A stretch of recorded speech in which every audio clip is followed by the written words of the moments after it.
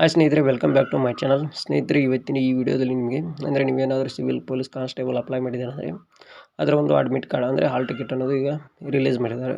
ಅದನ್ನು ಯಾವ ರೀತಿಯಾಗಿ ಡೌನ್ಲೋಡ್ ಮಾಡ್ಬೋದು, ಅದರಲ್ಲಿ ಡ್ರೆಸ್ ಕೋಡ್ ಮತ್ತು ಯಾವಿದೆ ಅದನ್ನು ಯಾವ ರೀತಿಯಾಗಿ ನೀವು ಫಾಲೋ ಮಾಡೋದಂತ ವಿಡಿಯೋದಲ್ಲಿ ಹೇಳ್ತಾ ಇದ್ದೀನಿ. ಅದಕ್ಕಿಂತ ಮೊದಲು ಇನ್ನೂ ನಮ್ಮ ಚಾನಲ್ ಸಬ್ಸ್ಕ್ರೈಬ್ ಮಾಡಲಿಲ್ಲ, ದಯವಿಟ್ಟು ಸಬ್ಸ್ಕ್ರೈಬ್ ಮಾಡ್ಕೊಳ್ಳಿ.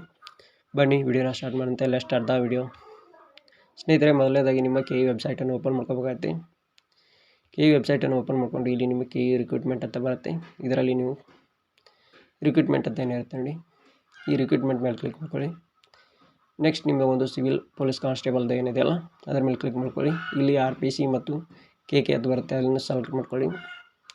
Next civil police constable RPC ಅಂದರೆ ಪ್ರವೇಶ ಪತ್ರ ಡೌನ್ಲೋಡ್ ಲಿಂಕ್ ಅಂತ ಬರುತ್ತೆ, ಅದರ ಮೇಲೆ ಕ್ಲಿಕ್ ಮಾಡ್ಕೊಳ್ಳಿ.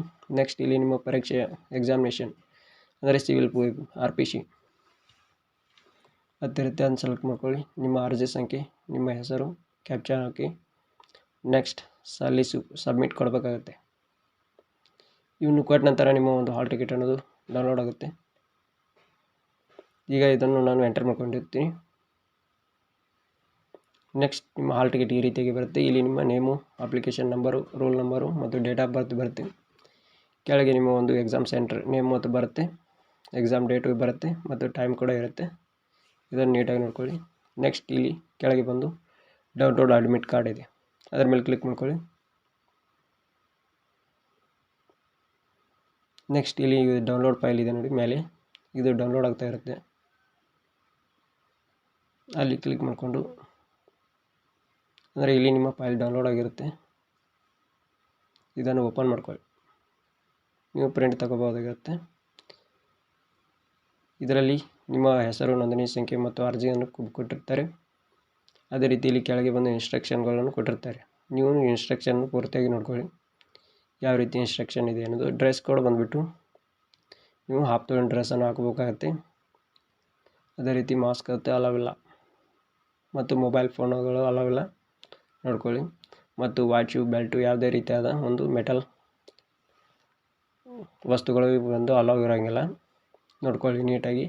ಒಂದ್ಸಲ ಇದನ್ನು ಸಂಪೂರ್ಣವಾಗಿ ಓದ್ಕೊಂಡು ನೀವು ಡೌನ್ಲೋಡ್ ಮಾಡ್ಕೋಬೋದಾಗಿರುತ್ತೆ. ಅಂದರೆ ತಲೆಗೆ ಮಾಸ್ಕ್ ಹಾಕೊಳ್ಳೋ ಅವಶ್ಯಕತೆ ಇರಲ್ಲ ಮತ್ತು ನೀವು ಸ್ಲಿಪ್ಪರ್ಸನ್ನು ಯೂಸ್ ಮಾಡ್ಬೋದು. ಯಾವುದೇ ರೀತಿ ಶೂಸ್ಗಳನ್ನು ಅಂದರೆ ಬೂಟ್ಗಳನ್ನು ಹಾಕುವ ಇರೋಂಗಿಲ್ಲ. ಮತ್ತು ನಿಮ್ಮ ಕೊಳ್ಳಲ್ಲಿ ಯಾವುದೇ ರೀತಿ ಸರಗಳು ಅಲವಿಲ್ಲ, ಅಂದರೆ ಕಿವಿಯಲ್ಲಿ, ಕೊಳ್ಳಲ್ಲಿ ಯಾವುದೇ ರೀತಿ ಸರಗಳು ಅಲವ್ ಇರಲ್ಲ. ಅದು ಹೊರತು ಮಹಿಳೆಯರಿಗೆ ಅಂದರೆ ಮದುವೆಯಾದವರಿಗೆ ಮಾತ್ರ ಅಂದರೆ ಮಂಗಳಸೂತ್ರ ಮತ್ತು ಕಾಲುಂಗುರ ಎರಡನ್ನೂ ಮಾತ್ರ ಅಲವಿದೆ.